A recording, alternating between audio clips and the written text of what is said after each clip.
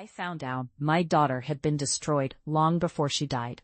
The day she came home silent, the day she scrubbed her skin raw in the bathroom, like she was trying to erase something that wouldn't wash off. The day she stopped looking at me like I could save her, and that was the moment I stopped being a mother who hoped and became a woman who planned, because grief didn't break me, it clarified me, and clarity is far more dangerous than pain.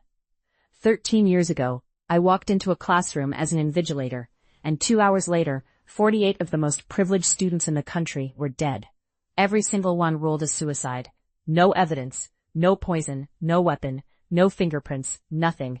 Just a locked room, a countdown, and me sitting quietly at the center like I had always belonged there.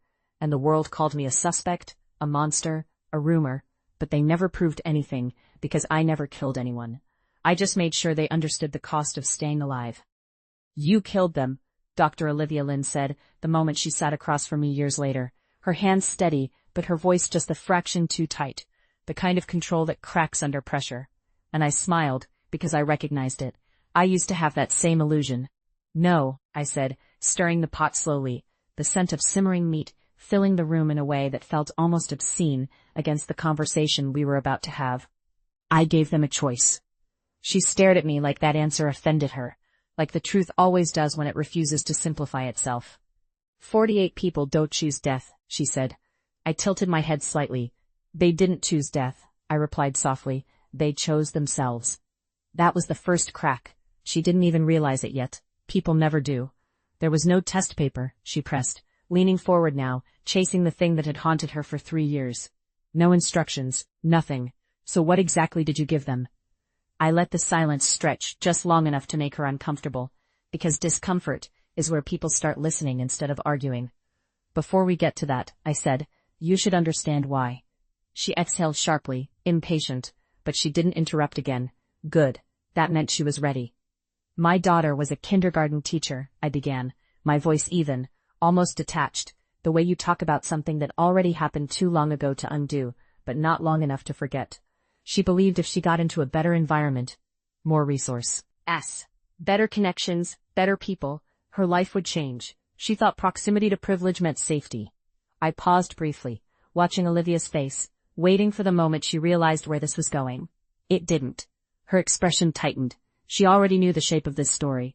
"They ignored her at first," I continued. "Then they mocked her. Then they isolated her. And when that wasn't enough, I stopped, not because I couldn't say it, but because I didn't need to." Her imagination filled the gap perfectly. "I'm a doctor," I added quietly.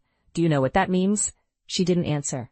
"It means I can tell exactly what happened to someone's body, even when they refuse to speak about it.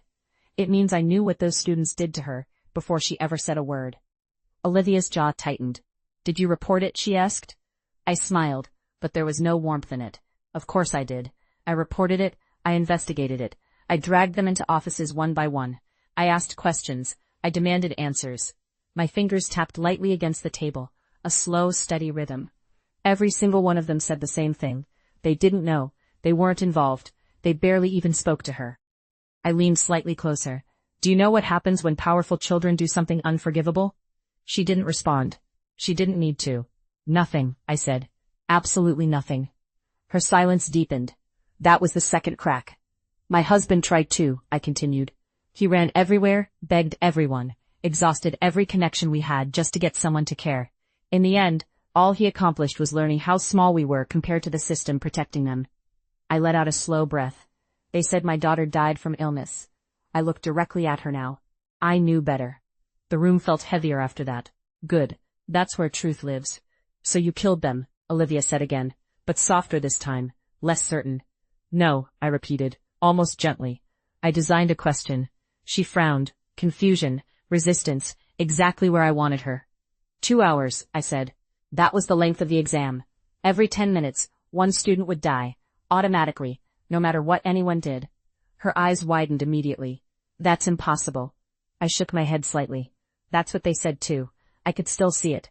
The moment the first student collapsed, the confusion, the denial, the laughter that came a second too late. "At first, they thought it was a coincidence," I continued.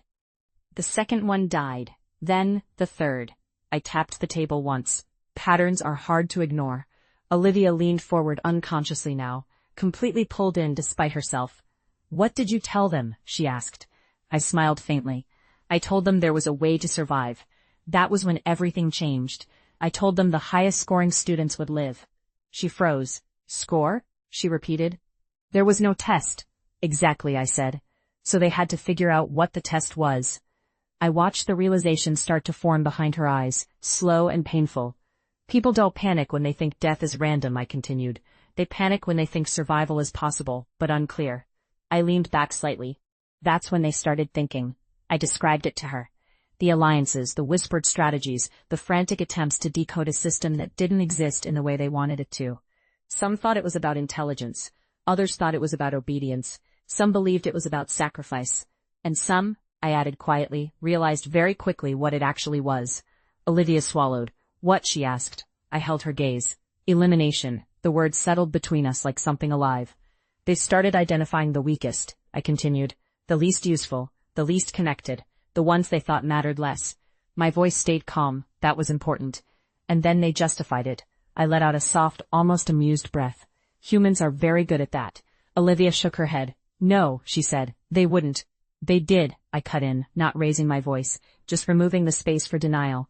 "The moment survival became competitive, morality became optional." I watched her carefully. "Fear doesn't change people. It reveals them." That was the third crack.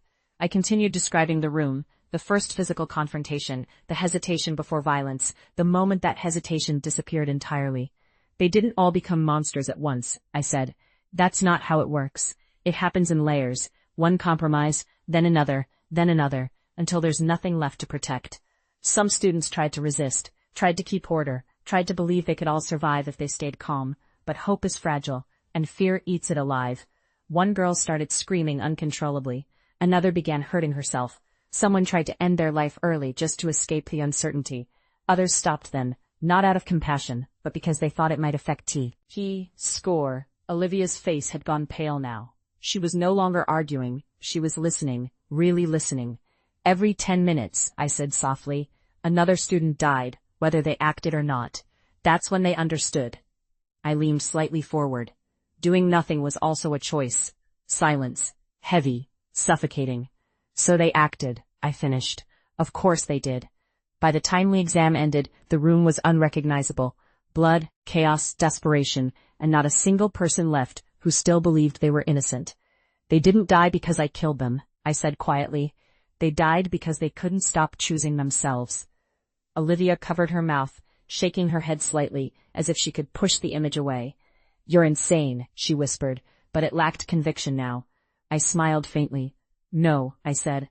"I'm consistent." Then I shifted the conversation, because she still didn't understand the whole picture. "5 years ago," I said, "your hospital was involved in a scandal." Her entire body tensed instantly. There it was, the fourth crack. "Patients went in for minor illnesses," I continued, watching her closely. "Some never came out. Others did, missing parts of themselves they didn't even know were taken." "That's not," she started, but stopped herself. "Too late. My husband died taking the blame for that," I said calmly. "You know that." Her silence confirmed everything. "My parents," I added, "my brother, my husband, my daughter, they all disappeared into systems like yours. No bodies, no closure, just absence." I tilted my head slightly. "Do you know what that does to a person?" She didn't answer. She didn't need to. "It removes hesitation," I said. Then I pushed the bowl toward her. "Eat." She hesitated, but eventually took a sip. Just one. That was enough. A few moments passed before she realized something was wrong. Her breathing shifted, subtle at first, then sharper, then unstable. Her eyes widened. "What did you do?" she demanded, reaching instinctively for the knife nearby. I didn't stop her. The blade tore into my shoulder, pain exploding through me, but I barely reacted. Pain is temporary. Timing is everything. "Do you feel it?" I asked quietly. "The loss of control?" She staggered slightly, gripping the table. I didn't poison you," I said. "I introduced you to a system." Understanding hit her like impact. Too late, of course. It's always too late. Outside, sirens were getting closer. Police, reporters. I had recorded everything. Rye word. Every reaction. Every confession. This was never about escaping. This was about finishing. "You think you're different from them?" I asked softly. "You're not. You just had better excuses." She collapsed to her knees, breathing uneven. eyes wide with the same fear I had seen 13 years ago. I leaned closer, voice almost gentle now. I didn't create monsters, I whispered. I removed their options. My vision was fading too. I knew it would. That was part of the design. This was never about survival. It was about balance. About making sure the truth didn't stay buried. As the door burst open and chaos flooded the room, I felt something I hadn't felt in years. Not relief, not happiness, but completion. Because in the end, justice isn't about punishment. It's about inevitability. And inevitability always wins.